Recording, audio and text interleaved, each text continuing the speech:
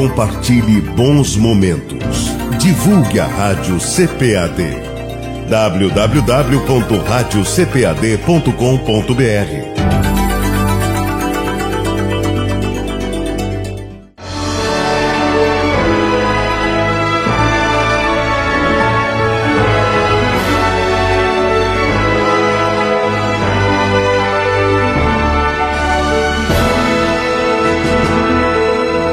Subsídios.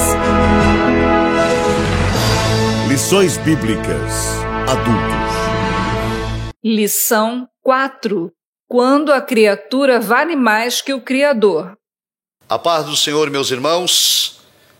Vamos dar continuidade à nossa série de lições deste terceiro trimestre de 2023 com o tema A Igreja de Cristo e o Império do Mal. Como viver neste mundo dominado pelo espírito da Babilônia. Quero aproveitar o ensejo para lhe convidar a adquirir o exemplar do livro auxiliar. Procure em uma livraria mais próxima de você ou acesse o site CPAD. A lição de hoje é a lição de número 4, que tem como título Quando a criatura vale mais que o Criador. O ponto de número 1, tratamos sobre o desprezo à verdade. O subponto diz o seguinte: tempos de pós-verdade. Significa que os fatos e a realidade são desprezados e se escolhe acreditar na narrativa.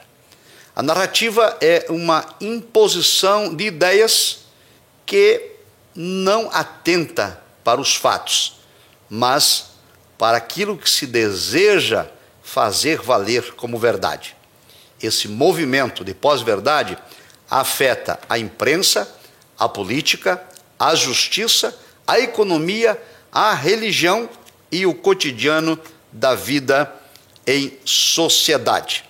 Eu trago aqui, no livro auxiliar, a informação de que, na esteira das proposições secularistas de oposição ao cristianismo, nós temos, por exemplo, desde o humanismo renascentista, dos ideais iluministas, o progressismo que fomenta e fartamente se utiliza do conceito de pós-verdade. O filósofo Nietzsche, ele dizia o seguinte: não há fatos, apenas interpretações. E é desse modo que a pós-verdade ocupa seu espaço no tempo em que nós vivemos. Essa desconstrução da verdade é, portanto, uma das estratégias secularistas de oposição ao cristianismo. Nesse sentido, a pós-verdade é a negação ou a relativização da verdade. Nós, infelizmente, estamos sendo bombardeados por essa pós-verdade e vivemos uma cultura de narrativas. Porém, nós, os cristãos, temos como base e fundamento de nossa fé a autoridade da revelação bíblica que contém a verdade, ou é a verdade de Deus, a palavra do Senhor. Ainda no ponto de número 1, nós estudamos subponto 2, a impiedade e a injustiça. A conduta da impiedade é uma forma ativa e virulenta do mal. É aquilo que é maligno, aquilo que é falso diante de Deus. Refere-se à ação humana, intencional, de viver como se Deus não existisse. A impiedade é então esse comportamento em que se afronta a Deus vivendo do modo que despreza a existência e os valores preconizados por Deus. Também a injustiça. A injustiça significa sem retidão. Alude a qualquer ação daquele que tem prazer na iniquidade e desgosto pela verdade. É a atitude de não ser reto diante de Deus e nem com o próximo. vivemos esse tempo. Vivemos um tempo em que a impiedade e a injustiça, infelizmente, prevalecem no seio da sociedade. O espírito da Babilônia, que desconstrói valores cristãos, age na esteira da impiedade, age na esteira da injustiça, promovendo degradação moral, promovendo afastamento dos valores cristãos. Assim, no ponto de número 3, vamos tratar sobre a insensatez humana. Por meio da revelação da natureza, a Escritura diz que a raça humana possui conhecimento sobre Deus.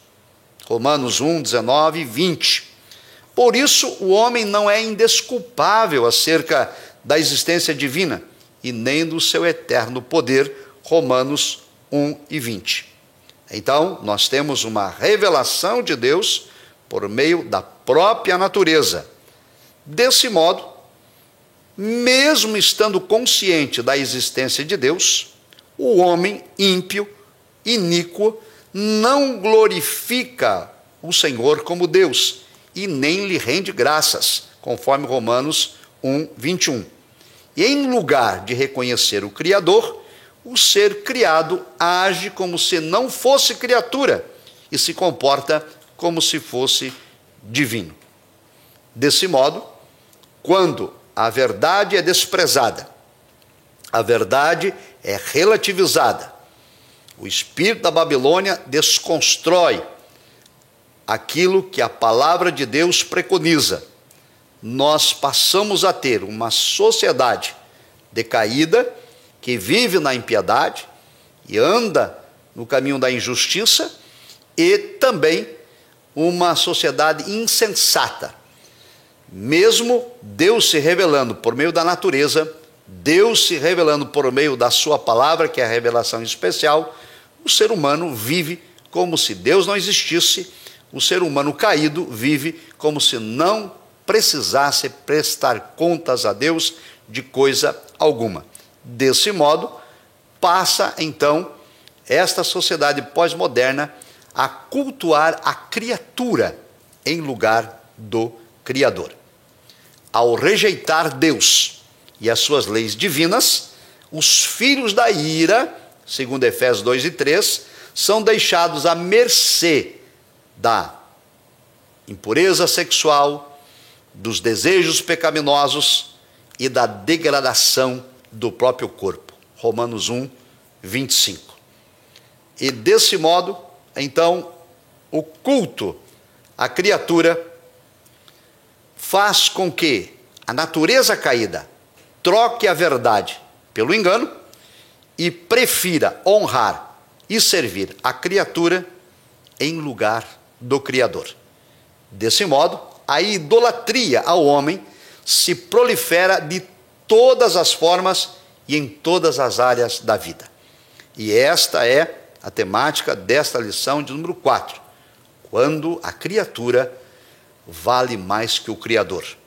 Quando a criatura desconhece, despreza e não teme o seu Criador.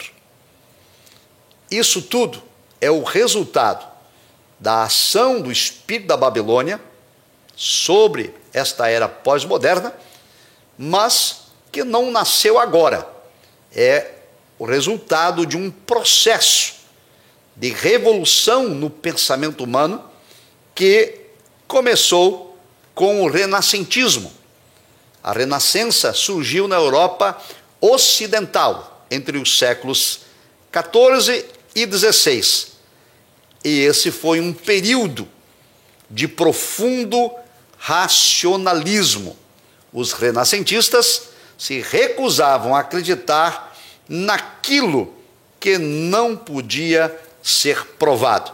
Eu trago no livro de apoio a informação de que o renascentismo é historicamente a transição do feudalismo para o capitalismo. Porém, culturalmente falando, é uma revolução de pensamento que retorna à cultura pagã. Como já dito, ela surge na Europa Ocidental, em especial na Itália, na cidade de Florença. Durante esse período do renascentismo, há então também o surgimento da era ou da Idade Moderna. A visão teocêntrica do mundo cede lugar para uma visão antropocêntrica. Deus é retirado do centro e o homem passa a ocupar o lugar de Deus. Então, ratificando, a visão teocêntrica foi mudada por uma visão antropocêntrica. A vida social, que antes era pautada pela religiosidade, cedeu espaço para o racionalismo e também para o ceticismo. Desse modo, a revolução científica e literária que se deu no renascentismo contribuiu para a propagação do humanismo. E o humanismo é também parte da revolução do pensamento, é o subponto de número 2. A Itália também foi o principal centro humanista nos fins dos séculos XIV, aliás, século XV. Humanismo é, em termos gerais, qualquer filosofia ou sistema de pensamento que parte do homem para buscar um significado para a vida. Desse modo, para os humanistas, a ética e a moral depende do homem. Não depende da religião, não depende dos valores religiosos, não depende da revelação divina, mas depende essencialmente do interesse humano. Propagam os humanistas o relativismo, a ausência de valores absolutos e o culto ao homem. Os humanistas também aprofundaram seus estudos na história a fim de desconstruir os livros sagrados. É importante destacar que, de positivo, os humanistas valorizavam os direitos individuais do cidadão. Porém, é importante destacar que os direitos do homem não é uma bandeira própria do humanismo. Aliás, hoje, nessa cultura de pós-verdade, nessa cultura de narrativas, muitos querem abraçar para si a paternidade dos direitos humanos. No entanto, a Bíblia Sagrada, que é o livro mais antigo de toda a história da civilização, a Bíblia Sagrada já tratava de direitos humanos em seus textos. Por exemplo, há um arcabouço nas Escrituras de concepções libertárias e igualitárias que antecedem muitos dos direitos que iriam reaparecer apenas em tempos modernos. A Escritura prega a igualdade entre homem e mulher. A Escritura defende o direito do órfão e da viúva. A Escritura defende o direito dos estrangeiros. A Escritura defende salário justo, dentre tantos outros. A Escritura defende a inviolabilidade da vida. Portanto, o humanismo, embora tenha essa parte positiva, não são os humanistas que detêm a paternidade dos direitos humanos, mas sim a Escritura Sagrada. O outro subponto é sobre iluminismo e pós-modernismo. O iluminismo se deu na Europa, entre os séculos 17 e século 18. Os adeptos do iluminismo rejeitavam a tradição e buscavam respostas na razão. Assim, os iluministas defendiam que o homem era o senhor do seu próprio destino. E ainda, os iluministas defendiam que a igreja era uma instituição dispensável, ou seja, a igreja não era necessária, que o homem poderia, por si mesmo, dar continuidade à sua vida, estabelecer valores sem a necessidade da igreja, da religião e da fé. Ainda, o pós-modernismo, ou modernidade líquida, que surge a partir da metade do século XX, destaca-se um sociólogo polonês, Zygmunt Bauman. Ele atestou, através de seus estudos sociológicos, que a sociedade deixou de ser sólida e passou a ser líquida. Significa que os valores que eram permanentes passaram a ser temporários.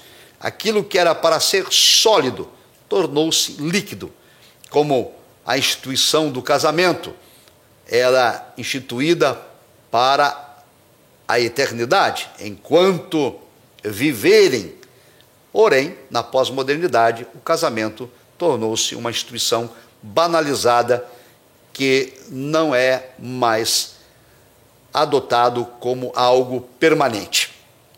Desse modo, um dos imperativos da pós-modernidade é o hedonismo e também o narcisismo. O hedonismo, que é a busca pelo prazer a qualquer custo, e o narcisismo, que é a autoexaltação, é a soberba, e também as pessoas que se autoelogiam. Desse modo, na busca do bem-estar humano, tudo se torna válido nesta revolução do pensamento humano. Assim, nós vamos agora para o ponto de número 3, os tipos de autoidolatria. Veja que a lição segue uma ordem lógica. Nós trazemos o título que fala sobre a criatura se elevar acima do seu Criador, um ponto que trata o conceito de pós-verdade, o conceito de narrativas que desconstrói a autoridade bíblica, os valores cristãos, e depois trazemos uma sequência da revolução do pensamento, começando no renascentismo, chegando até o nosso tempo de pós-modernidade, em que o homem passa a ser o centro do universo e a fé cristã, a religião, a palavra de Deus são deixadas de lado e o homem passa a ditar a sua própria moral, a sua própria ética. A partir, então, desses pontos, nós entramos na autoidolatria. Ponto 1, definição de idolatria. Idolatria, quando alguém adora algo diferente de Deus, a pessoa está cometendo pecado da idolatria. Trata-se da substituição da adoração ao Deus verdadeiro por um ou mais deuses falsos.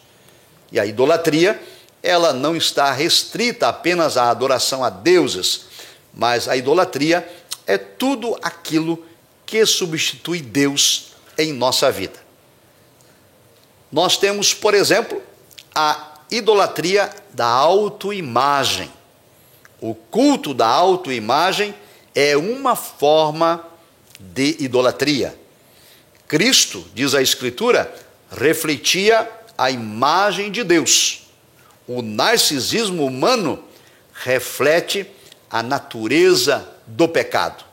Assim, todo aquele que não é regenerado em Cristo sente necessidade de autopromoção e desenvolve uma opinião elevada de si mesmo. O mito de Narciso diz que um deus mitológico, formoso, olhou para a própria imagem em uma lagoa, ficou encantado com a imagem refletida na água e, absorvido pela sua beleza, ficou ali, sem se alimentar e sem dormir, até que morreu. Desde então, narcisista é todo aquele que tem uma opinião exacerbada sobre si mesmo, sobre suas qualidades, sobre sua aparência, dentre outros aspectos. Nós temos também a idolatria no coração. A idolatria no coração é também uma forma de deixar Deus de lado. O coração é descrito nas Escrituras como enganoso e perverso. Jeremias 17, 9. E Deus, nas Escrituras, condena a adoração de ídolos no coração. Ezequiel 14 e 3. Desse modo, aquele que não teme a Deus traz a idolatria no seu íntimo, quando, por exemplo, prioriza sua reputação pessoal, quando busca o prazer como bem maior, quando nutre tendências supersticiosas e possui excessivo apego aos bens materiais. Vivemos esse tempo de pós-modernidade, dominado pelo espírito da Babilônia, em que a autoidolatria ela é divulgada, propagada, incentivada e defendida. É aquilo que o apóstolo Paulo escreveu a Timóteo, dizendo: nos últimos dias que antecedem a vinda de Cristo, os tempos serão trabalhosos, os homens serão amantes de si mesmos, egocêntricos, egoístas, soberbos, arrogantes, hedonistas, narcisistas, com idolatria no coração, desprezando Deus e sua palavra.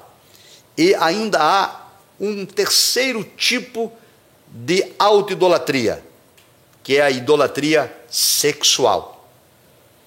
A concupiscência da carne caracteriza todo aquele que é dominado pelo pecado sexual, conforme a Escritura, Gálatas 5:19. Escute, não se trata apenas da prática do ato imoral, mas da busca intencional e compulsiva pelo prazer sexual ilícito. Há muitas pessoas cometendo idolatria sexual, motivadas, incentivadas pela grande mídia, pela arte, pela literatura, pelo cinema, pelo doutrinamento de libertação sexual presente na sociedade pós-moderna, repito, impulsionado pelo espírito da Babilônia. Desse modo, a idolatria sexual refere-se a um altar de idolatria edificado no coração. A adoração a Deus é trocada pelo culto ao corpo, a fim de satisfazer o ídolo da perversão e da lascívia sexual. Por esta razão, há muitas pessoas escravizadas pelo pecado da imoralidade. Por isso, levantam-se bandeiras pela libertação sexual. Como já dito aqui em lições anteriores, fala-se em sexualidades no plural. Condena-se a heterossexualidade, porque ela é bíblica. Segundo as Escrituras, Deus fez homem e mulher, macho e fêmea. Essa é a constituição bíblica, ou seja, cisgênero, dois gêneros, masculino e feminino.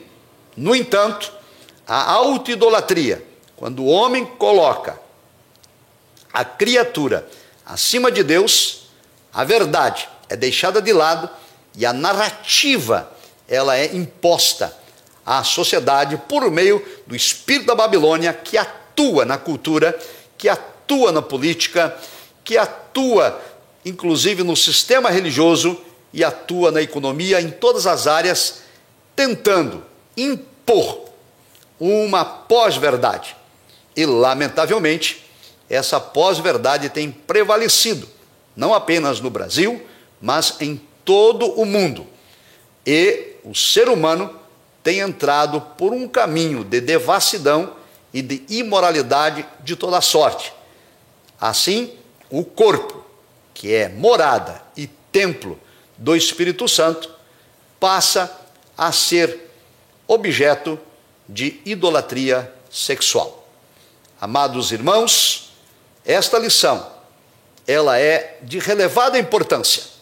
Nós precisamos, enquanto cristãos, defender os valores preconizados na palavra de Deus, lembrando que por conta desse nosso posicionamento, estamos sobre ataques. O patrulhamento ideológico tenta cercear a nossa liberdade de expressão, tenta cercear o nosso direito de culto e até mesmo cercear o nosso direito de crer.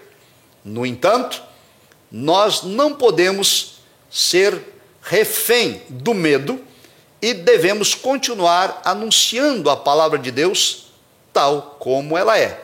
Porém, precisamos tomar cuidado para seguir a palavra do Senhor Jesus, anunciando o amor, o perdão, a libertação, a cura, porque foi para isso que Cristo Jesus veio ao mundo, salvar os pecadores. Deus abençoe a sua vida e até a próxima lição. A paz do Senhor.